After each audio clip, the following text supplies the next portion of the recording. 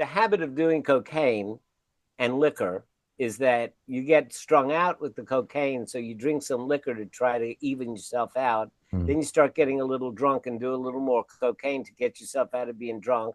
And then you do a little liquor to bring you down. And so you spend the whole night trying to get back to where you started, and it costs you a fortune. I never give up. I never give up. Hi guys, welcome back to Neff Inspiration, my show on YouTube and as a podcast with me, your host, Stefan Neff. Today I've got Bob Martin with me. Bob is a wellness professor. When I saw that, I thought, what a beautiful title, what a beautiful calling. Because in order to do so, you actually have to live it. You have to breathe it. You have to create many habits. And as a professor, he's out there to teach us that all of us can achieve happiness. All of us can achieve wellness if we put all those many little tiny baby steps in a consistent basis. And I think that is the key to success, the key to showing up, the key to us becoming the best versions of ourselves. So I can't wait to hear more from Bob today and see where I can add little baby steps in maybe directions that I had not even considered. Bob, welcome to my show. Thank you for having me, Stephen, and thank you so much for creating the platform that allows folks to come on and share their thoughts and their dreams and be able to spend time with you. Isn't it? There's a beautiful saying that every time an elderly person dies, a library burns down. Yes. And it is so beautiful because here we are. Over the course of our lives, we make many decisions that we are not so proud of, but it's the bad decisions that lead us to grow. It's the post-traumatic growth that makes us so special. And it's those insights that are so valuable. And here I am honored and privileged that you came onto my show because here you are, a man who has lived his life to the fullest. My goodness, I don't know where to start with you. You were a hard-driven lawyer at a time when it was more the Wild West in the United States. Tell us a bit about that time and tell us a bit about your journey from driven businessman in the typical type A personality and then turning over a period towards this very different version of yourself who you are now. How did it all come about? Well, I have to just respond to what you said about the old man in a library dying. Remember, my dad was born in 1898. And I'll give you a time frame. And he died in his 97th year, Oh, wow. 1995.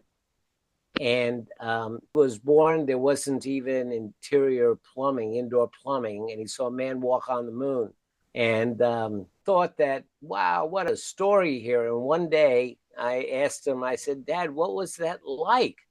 And where you started to seeing a man walk on the moon, what was that like? And I expected this great fountain of information and wisdom. And I got was, well, it all happened kind of slowly. Oh, beautiful. What I got. Well, the silent generation. He really Right. makes that name proud, isn't it? Although he was not the silent generation, he was generations before that we probably didn't Yeah. even name yet. My goodness. But it is beautiful for us. We have got a privilege to learn. And some of us are very good in that. And I think maybe the two of us are examples there because we have gone through a lot of challenges, a lot of transformations, both in our professions, in our lives. We have seen traumas, and certainly I've had more drama and trauma in my life that lasts for 3 lifetimes. So I obviously the angels or whoever's out there and runs the show think, okay, he's a real badass. He can take it. Come on, let's create a real new version. But you equally have gone through a lot of transformations, through a lot of careers. And that was at a time when really people were still thinking, I have one career, and then after 40 years, I get a golden watch and I move on. you were essentially ahead of your time when it comes to changing careers. How did that come about? And what were Well, the lessons that you had to learn the hard way from that? in one way, my life story is very common. Have success in one part of your life, and another part of your life is falling apart. You're falling out of control. You're sinking. You're going down a rabbit hole, and either hit bottom, or before you're about to hit bottom, you reach out and you ask somebody for help. And there's nothing uncommon about that. There's nothing unusual about that, and that's my story.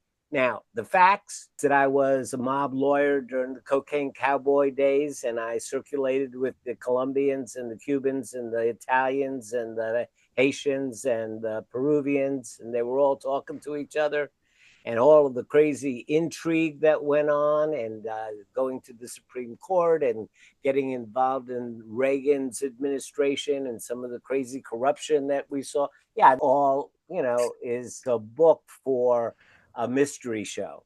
But, that's all going on. It was almost, I suppose, a lot of times when you're on a podcast, people will ask you those questions and you get new insights. And I suppose if I had to point my finger at one particular character flaw that drove me to needing help, was arrogance, being full of myself, thinking I was the cat's meow, I was the top of the heap, to the club, right? And the funny thing, this sense of self, it is, there's not enough of it.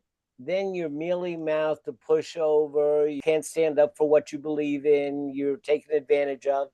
If there's too much of it, you're going around with your chest puffed out. And both of situations are equally bad. Again, it's finding a middle way, finding that balance between having the strength to stand up for what you believe in, and at the same time not taking yourself too seriously.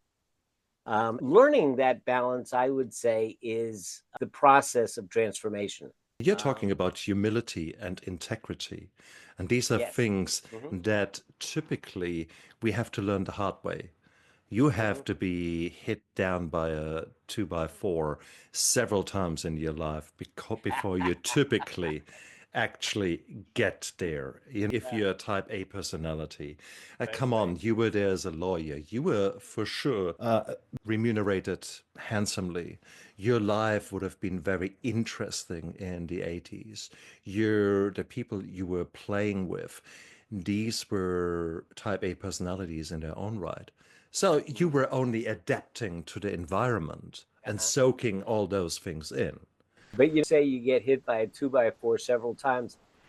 I would put a little bit of a twist on that. And I would say, no, first you get hit by a twig. First you get hit by a twig. A little whisper comes and says, maybe that's not the best way to, psst, psst, hey, psst, maybe that's not the best way to live. And then if you don't take notice of it, then you get hit by a stick.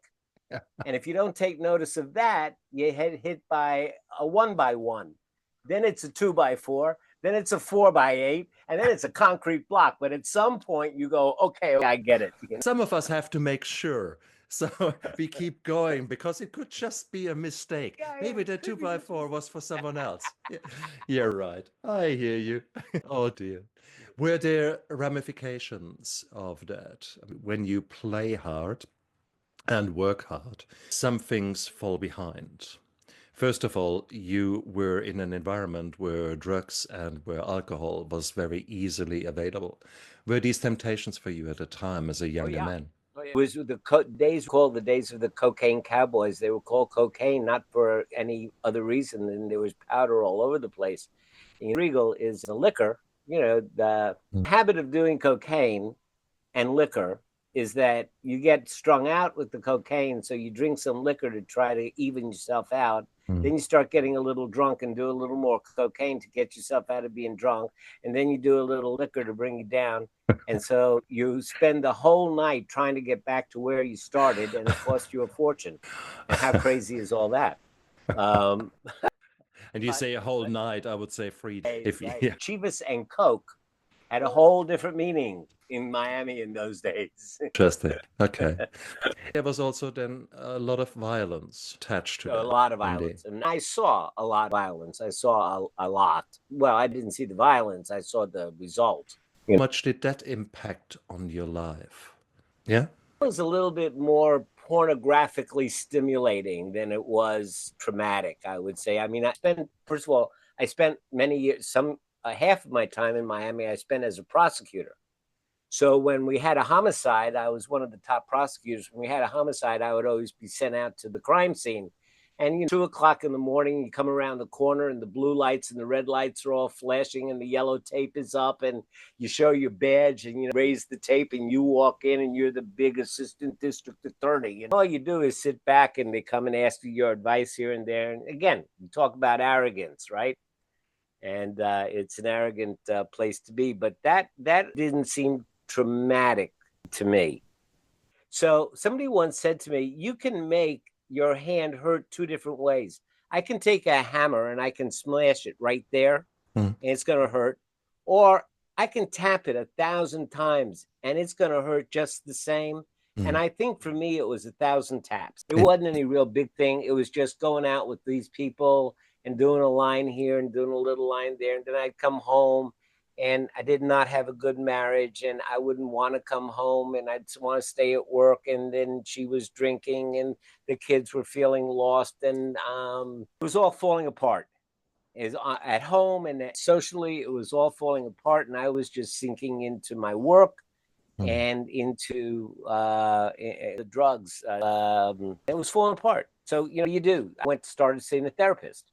And one day, and here's the answer to your question, what happened? One day, I had a big decision to make because in 5 years out of law school, I had paid off my house. Imagine that. Paid it off. Was that not a little bit suspicious? No, I was making a lot of money. I was making it legally because the clients would come in, they'd all bring less than $10,000. You have to report a cash transaction to the Fed. So they would all bring in $9,000, 3 or 4 a day. I hear you. So yeah, there was nothing suspicious about that in particular, but as fast as I'm making it, I'm spending it. Everybody's got an idea. Hey, would you invest in this? Would you invest in that? And I'm losing it as fast as I'm making it. And got to a point with one particular investment where it was sucking me dry. And I was going to put my house back up on the market. Not on the market. I was going to finance it. Keep going. Just to keep going. And I said to my therapist, I said, should I do it? Should I refinance my house? And he goes, well, let me tell you. And let me ask. Let me find out. And he picked up 3 coins and he shook them in his hands and he dropped them on the table. And he started doing some math. 2 + 2 + 3 is 7 and that. And writing things on a little pad and making lines and little dots. And finally, it all led to a number, 32. And he reached behind him and he got a book and he opened it to chapter 32. And he showed it to me. And the title of the chapter was Retreat. And I figured I'm paying this guy $65 an hour to be my therapist and he's throwing coins. What's this all about? This is nuts. Now, I did not grow up in a religious family. My folks, all of their ancestors were wiped out either by the Bolsheviks or by the Nazis, and they just didn't believe there could be a merciful God. So they weren't anti-religious. They just were not religious. We just didn't have that conversation. And didn't believe in angels or devils. I certainly didn't believe in tarot cards and coins. And stomped out of the office all pissed off, said a few choice words, and drove around Miami.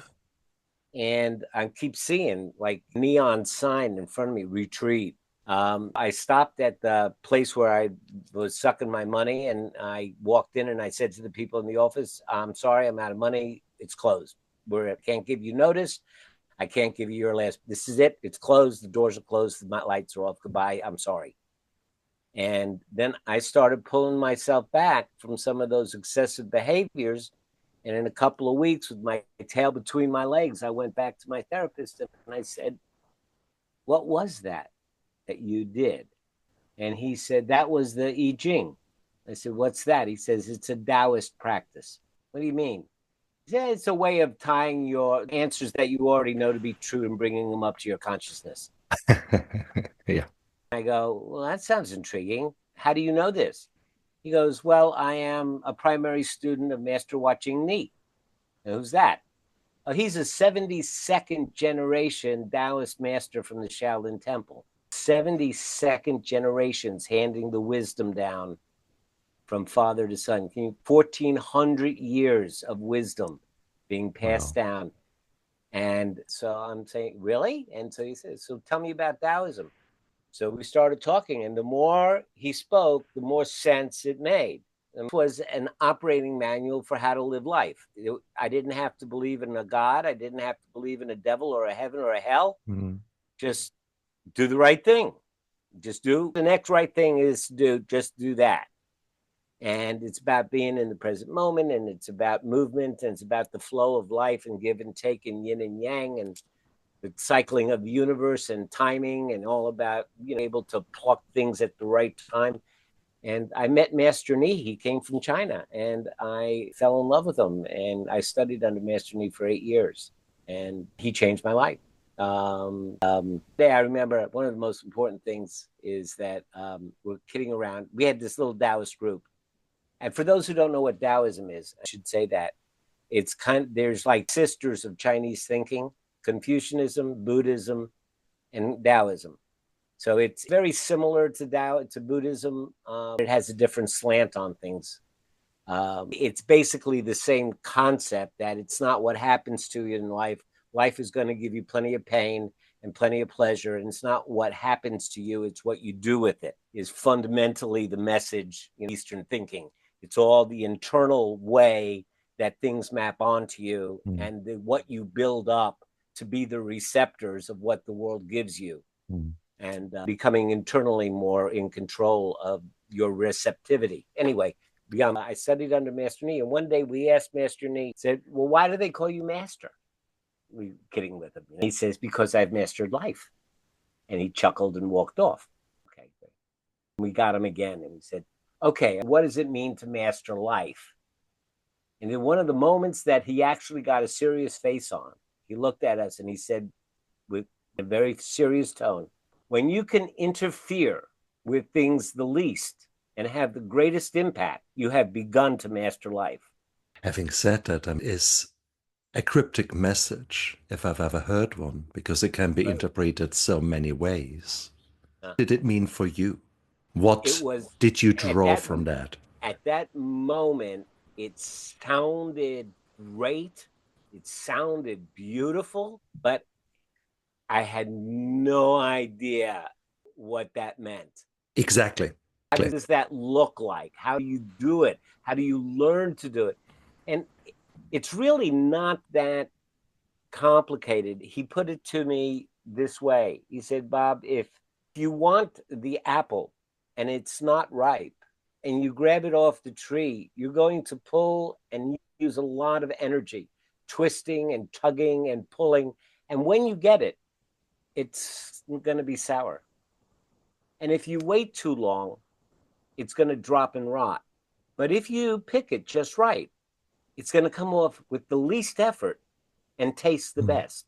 Now, if you can choose your words to pick apples in the same way, if you can act and have your behaviors connect and communicate and interrelate with others with that same idea of using the least energy and interfering with the other the least, but yet when something needs to be done, to be ready to do it in the best and most effective way, this takes intuition, it takes exploration, it takes introspection, and it takes time.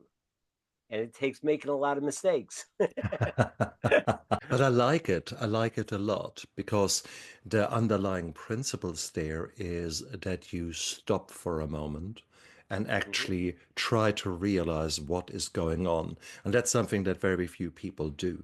we typically are responsive on a hair trigger, and we take action, or we present ourselves in certain ways, or we let our feelings run the roost, and suddenly anger comes out, depression comes out, sadness comes out, all kind of weird neurochemical waves wash over us that might have nothing to do with the truth. Your perception of what was going on might be so off it's no longer funny, but we have not taken time to stop for a moment and analyze what is happening here. Why do I have this feeling? What has triggered this feeling?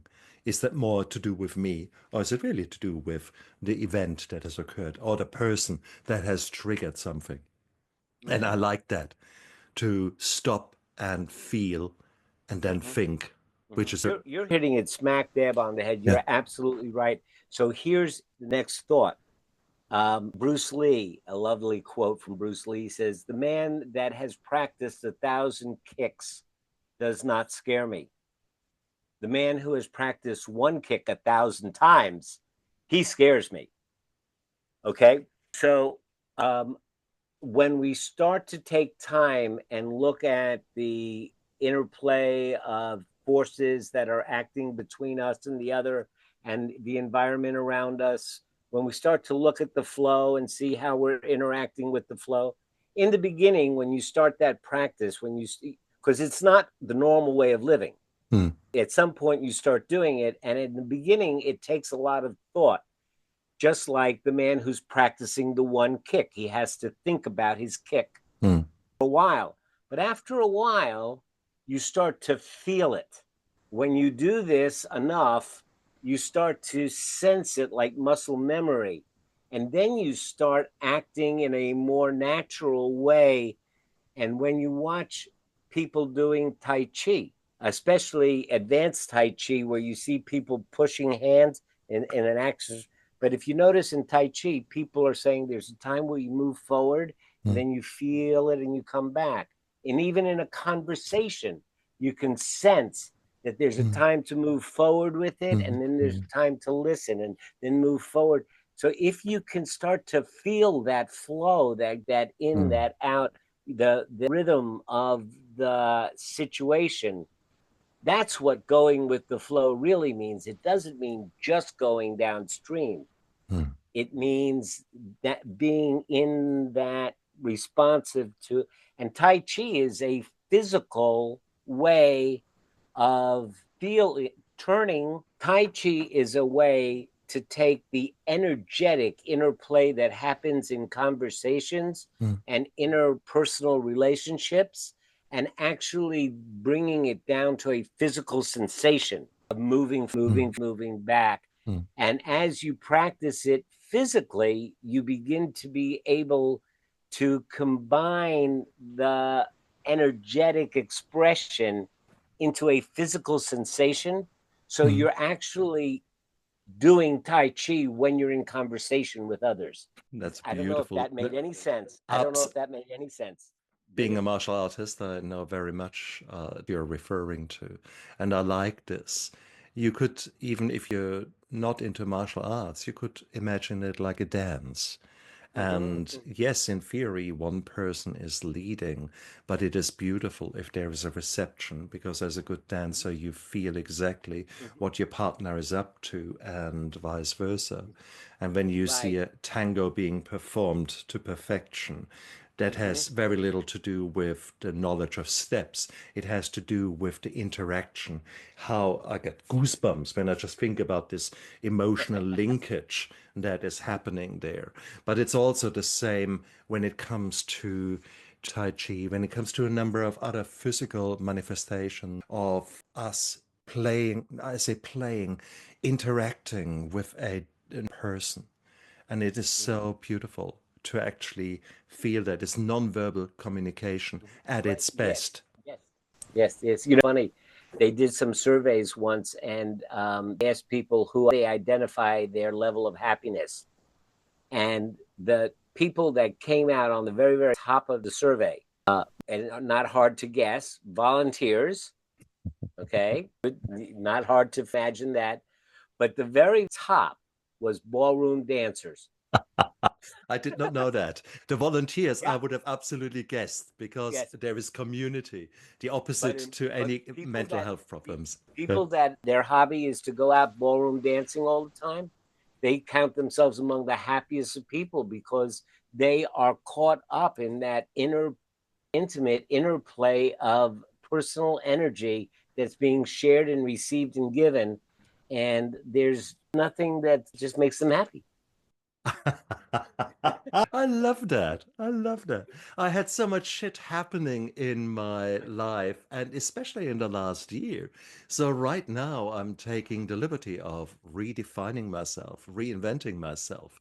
I have got a new phoenix rising out of the ashes. And guess what? I'm interested in restarting.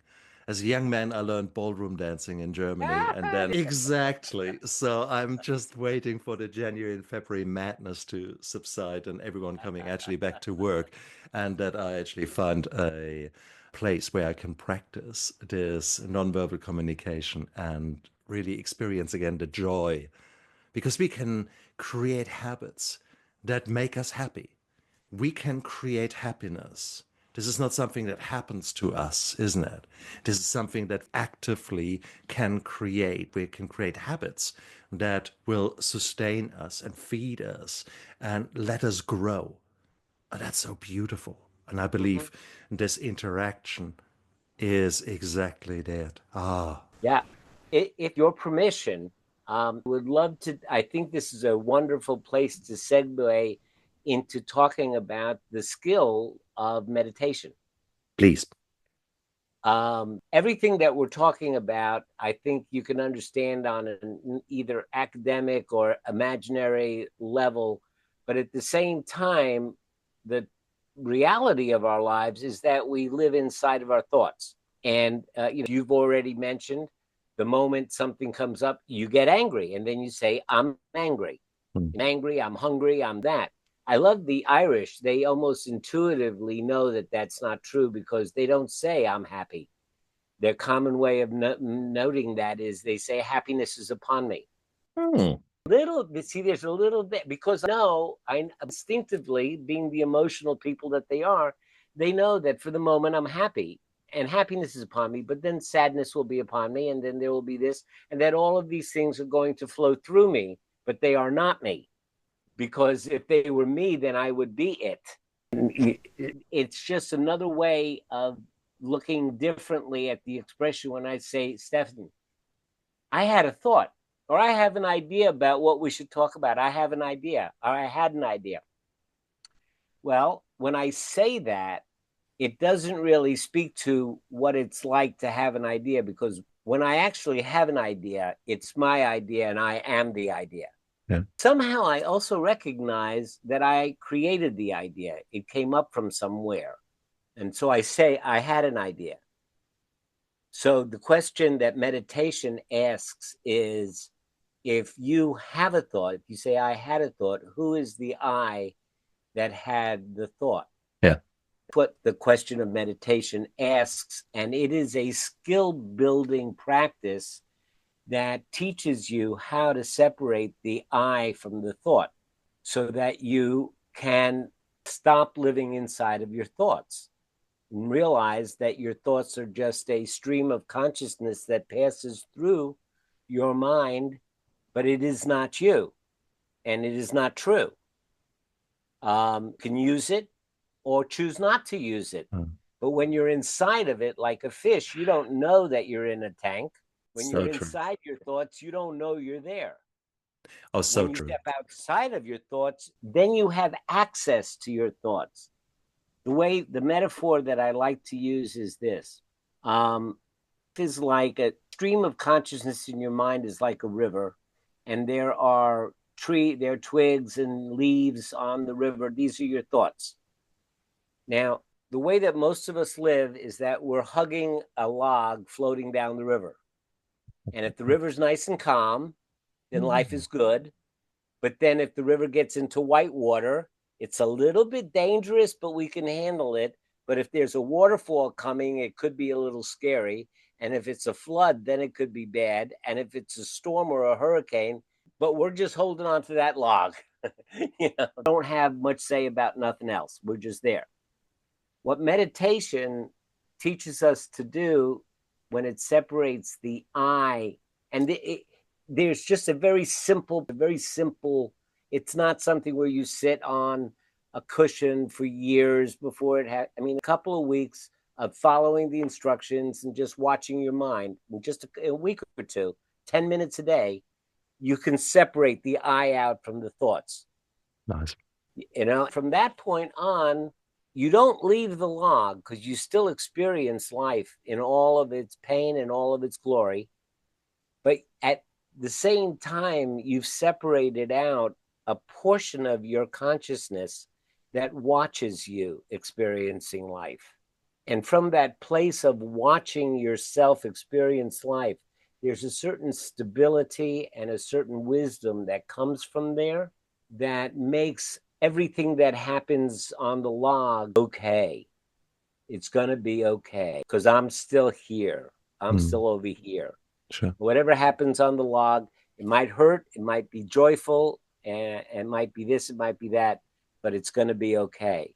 And when people talk about peace and tranquility from meditation, it's not like it's because you don't have thoughts or you've quieted your thoughts. It's because you've learned to step outside your thoughts. Your thoughts are still there. Stephen, I've been practicing for 20 years. I still get angry. I get pissed off. I get sad. I get hurt. I get lonely. Want to go do drugs. I still have those thoughts. I'd like to go out and cop and do a line. I still have all of that in my head. But there's another piece of me that's outside of all that. And in that other piece of me, I can allow all of that to occur and not take it too seriously. Beautiful. And that's a beautiful place to be. I got to tell you, it's a beautiful place to be. Well, it incorporates so many other topics. The radical self-compassion. You actually accept yourself, thoughts and all, because you say, okay, there is this thought, I could do a line now. Now, you could be ashamed. You could be really pissed off that you're still this failure who wants to escape your reality, yet you choose not to. And it's a choice that you have done there. Also, we need to realize that we've got about 80,000 thoughts, 60 to 80,000 thoughts a day, of which about 80% are negative. So we are living inside our head in a very, very world. And many of these thoughts are lies or are simply not true. But our mind projects the most negative thing that could happen, isn't it? Well, they're constructs that have come from the conditioning that we've lived through. Exactly. And most of them were formed and connected, and the construction of the narrative was made at a time when we were so young, we didn't know how to put things into context. Nice. So not only is the conditioning Nice. Conditioning, it's also conditioning that was created at a time when it didn't make any sense the way we put it together. So no, of course we're, Absolutely. I love that. I love the way you that. It absolutely fits with the way I see what is happening within my head and what I see what is happening in so many other people. And I think it is the beautiful thing that happens with trauma. It forces us to stop for a moment. You can't continue in this way you have been going for a while. Things might have been stable-ish and you might be outside of your comfort zone, but it's still acceptable to you. And then trauma happens and things have to stop. And whatever that is, if the trauma has happened to you, or indeed if you were instrumental in creating the trauma, it doesn't matter. But one way or the other, life tells you stop for a moment. And that is where the growth happens. And I think that is so beautiful. Or you could choose these moments of growth, because ultimately your soul, your being, whatever your beliefs are, deep inside, you know to the problems that you're facing, you know they are there, they're just waiting to come out. You just don't let them come out because you're so busy consuming the life around you, the external validation, all those kind of things that are so important to you, yet in 5 years' time, no one gives a damn about any of the worries that you had because they typically have not come true, or those things that you yearned for, they are no longer important in 5 years' time.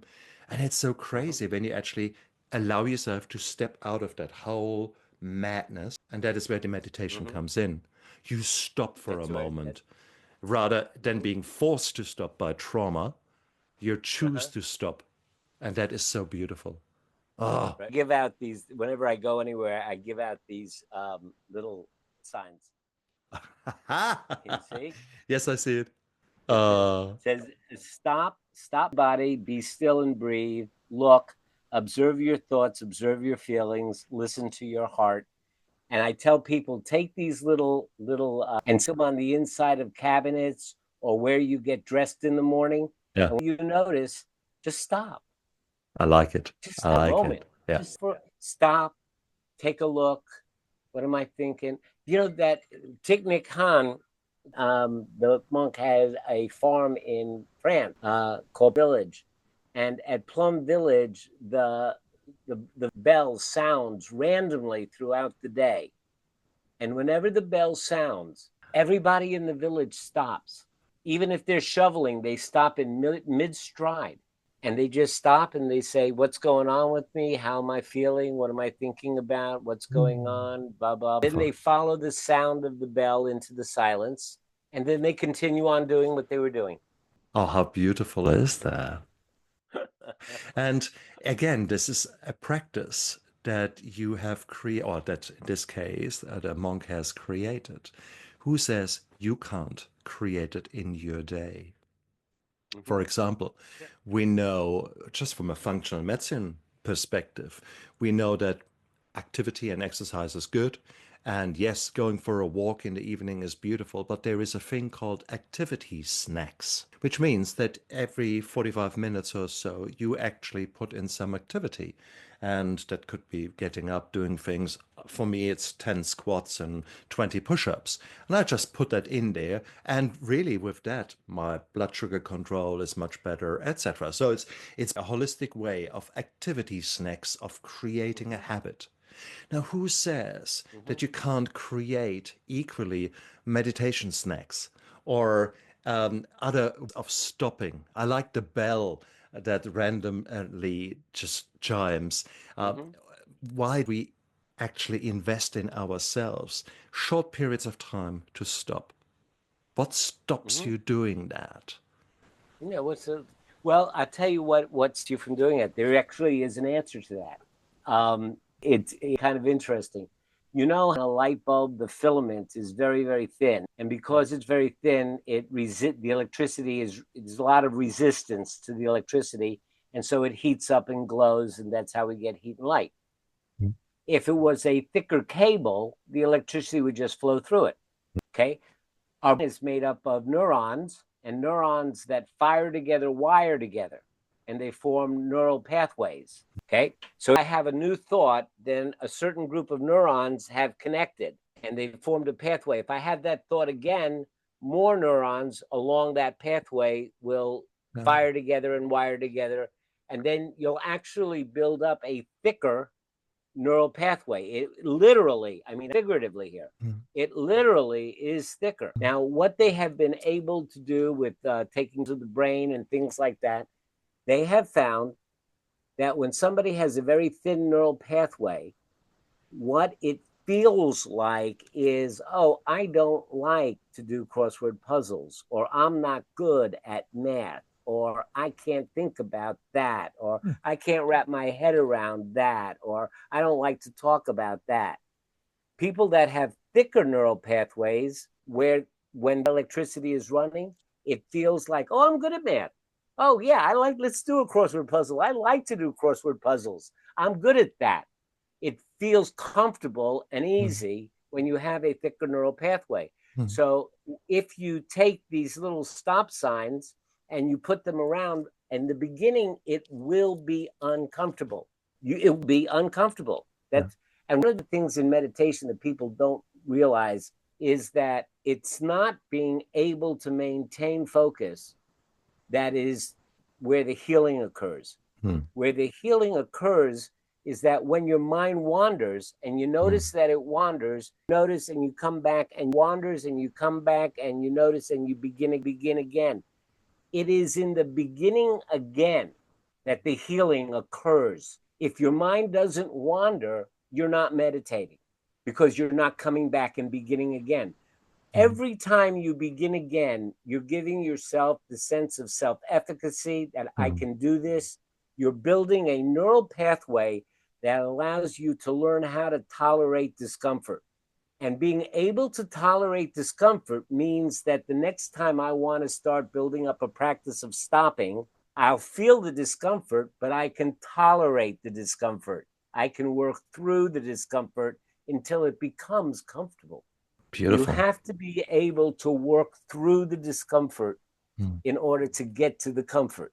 There ain't no way. I give you a magic wand. I wish I could wave something and say that. Can't do it. You got to work through the discomfort. But you can build up your tolerance for discomfort so that you can tolerate the discomfort more skillfully and be able to navigate it better. I like that a lot. It is a of reframing the way you see your and experience your environment. That's intriguing, and indeed, it actually fits so well the way you explain it.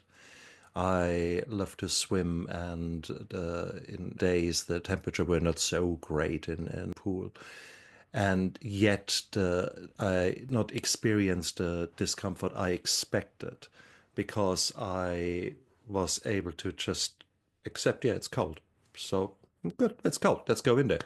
And it was surprising me how quickly my body got used to it.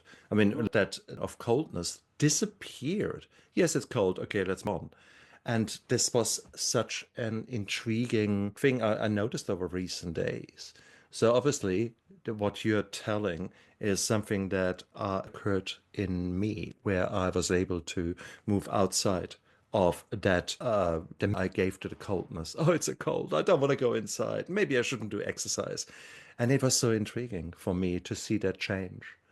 Now, with your explanation, it makes sense that I've actually mastered that little reframing in this part of my life. And we can all practice that, though. We can. Yeah, the news about the whole thing is that it's learnable.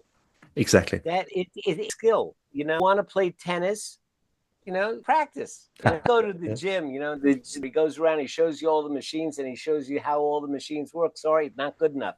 You got to get on the machines. I love that, Bob. You got to get there's no way around it. You got to get on the machine. Quick then. What are the low-hanging fruit? How can a busy person out there who is struggling in their life, who has got 2 jobs to make ends meet, where their marriage is falling apart, where they feel like a blue-ass fly racing around and don't know what the hell, how to even begin? How can this person begin to meditate? They will tell you, I don't even have time to cook or have time, you know, all these stories. Good starting So points. what I always say, it's always time and money. I don't have the time and I don't have the money. And my response to that, if your uncle died in California, your favorite uncle died in California, all of a sudden you'd have the time and money. So not time and money. All it is priority. It's priority. It's priority. It has nothing to do with time and money. You got the time if you give it the priority. Now, you just have to decide whether or not you want to give it the priority.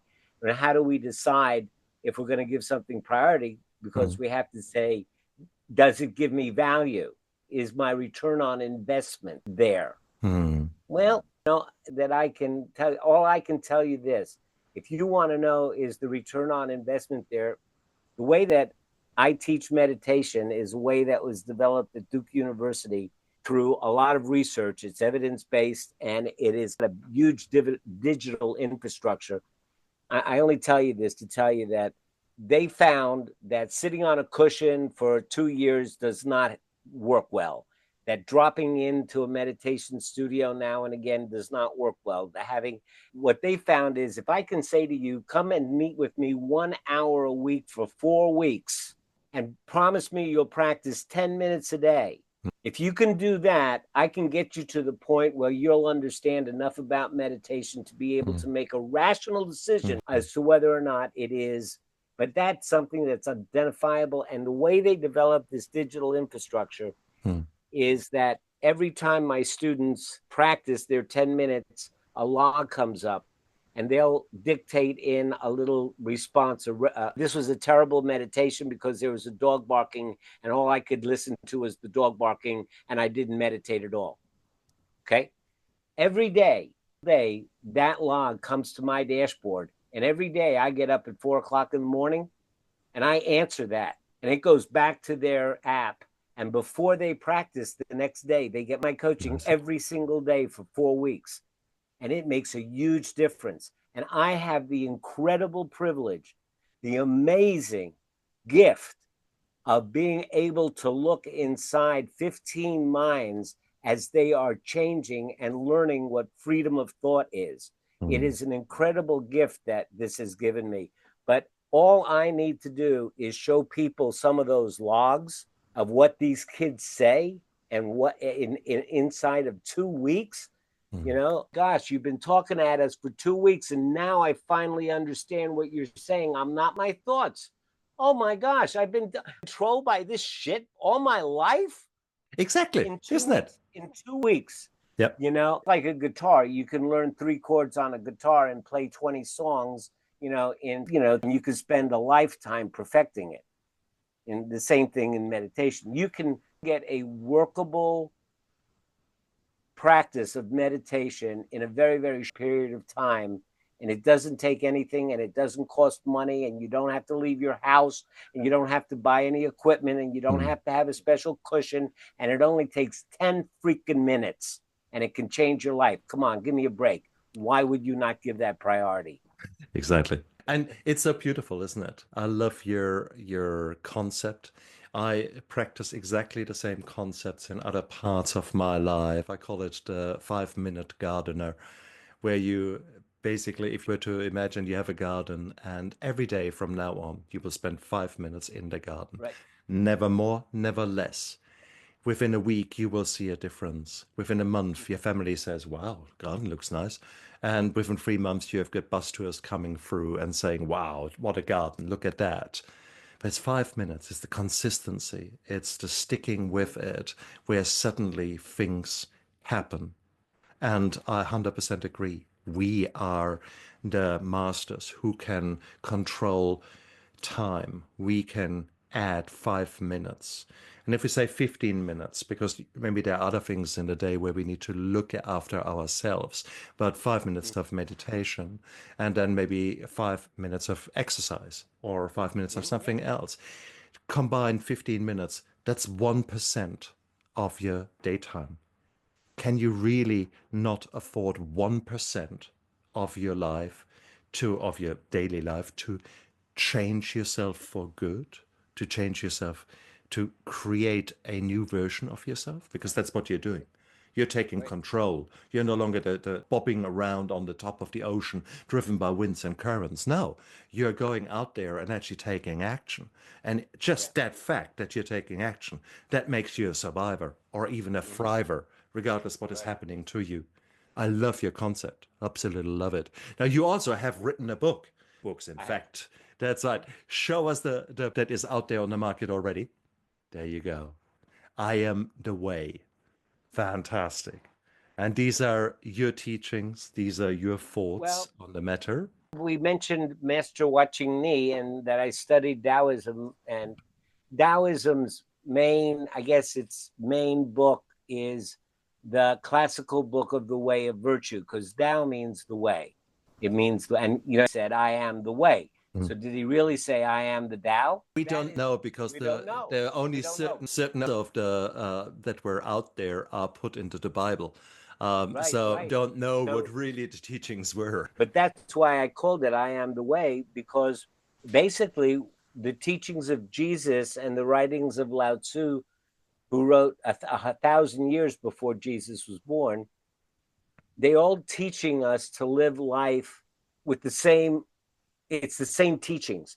And in fact, something important that I've come to I use the word believe more to say my current working hypothesis.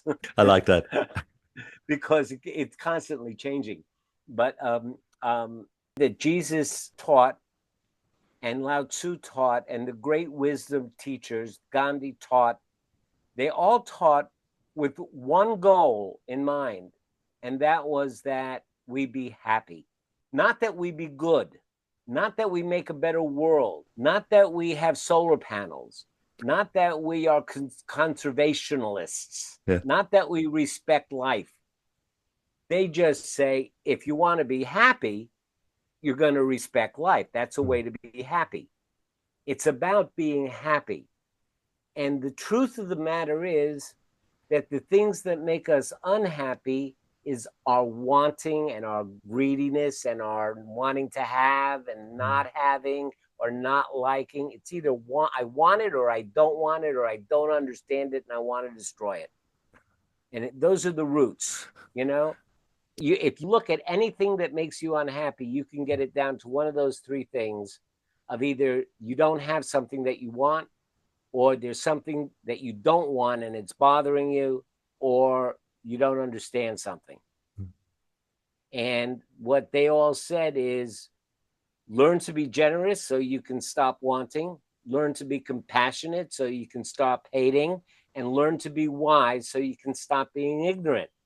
Stop being greedy, stop hating, and stop being ignorant, and you'll be happy. And here's how to do it. Do the antidotes. Be generous, be compassionate, and be wise. Ain't no big whoop. Now, how you get there?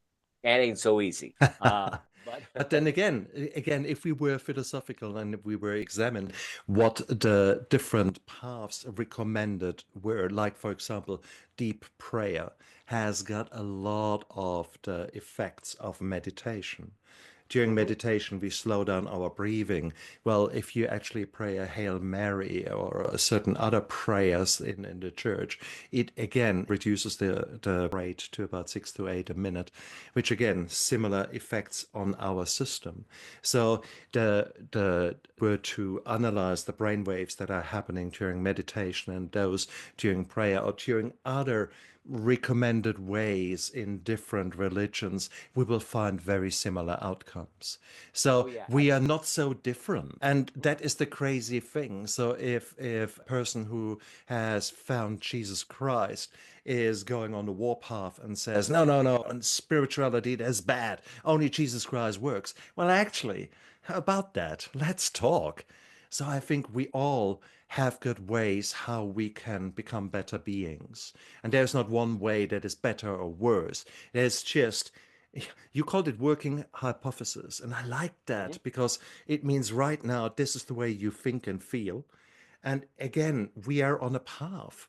So right now you believe in that or you think this way. Nothing wrong with that. This is what makes sense to me right now. Indeed. And in 5 years' time. I think the Dalai Lama said the Dalai Lama often attends spiritual retreats and a lot of scientific. Somebody once asked him, they said to him, what if science is able to prove your beliefs wrong? And he said, well, then we'll have to change our beliefs. Excellent. That. Adapt, overcome. Yeah, no, of course. So I don't know. Oh, no, beautiful. Bob, you're an amazing man. I could talk with you for hours because there is so much philosophy touching. We, if you want to, at some point, we'll do a podcast. You would love knowing more about how the I Ching works. Okay. Let me tell you, it is out of the shamanistic traditions of ancient China. And at one time it was thought of as an oracle, but over the centuries, it's transformed into a book of wisdoms and truths. And Carl Jung spent an inordinate amount of time with the I Ching.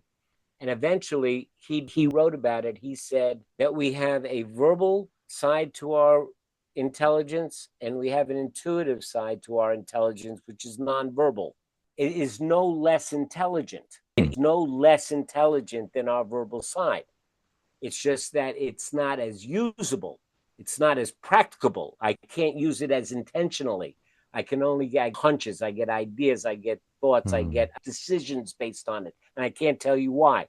So he said, what the I Ching is a way, like you mentioned before, when you mentioned before that we already know the answer to our questions.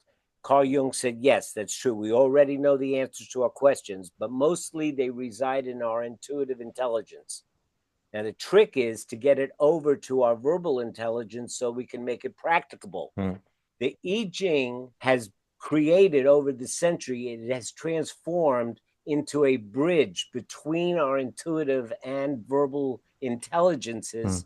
And the way it does is by asking a question of what should I do? What do I need to know?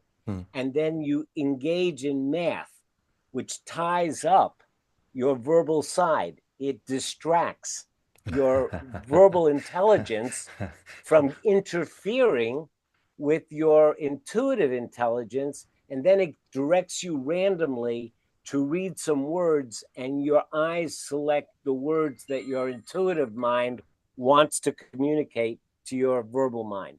Oh, I love that. I absolutely love that because that is really a way of distracting yourself. Oh my Now, goodness. I do have to say I'm on That's all good. Bob, thank you so much for being a guest on my show. You're an amazing man. How can people find you? Very simple. And I've got a couple of ebooks that are downloadable for free, which answer a lot of questions about how do I get started with meditation, and Brilliant. I learn to relax and stuff like that, all free. 56 of information, all downloadable and free. awiseandhappylife.com. Guys, have a look down there into the description of the YouTube video and of the podcast. Bob's details are all down there. Go explore it. Go live it. Go breathe it. Go just with it. Because what have you got to lose? More importantly, what have you got to gain? And a lot is the answer. So, Bob, thank you so much for being a guest on my show. You're an amazing man. Look after yourself. Thank you. And you out there, live with intention. I never give up. I never give up. I never give up.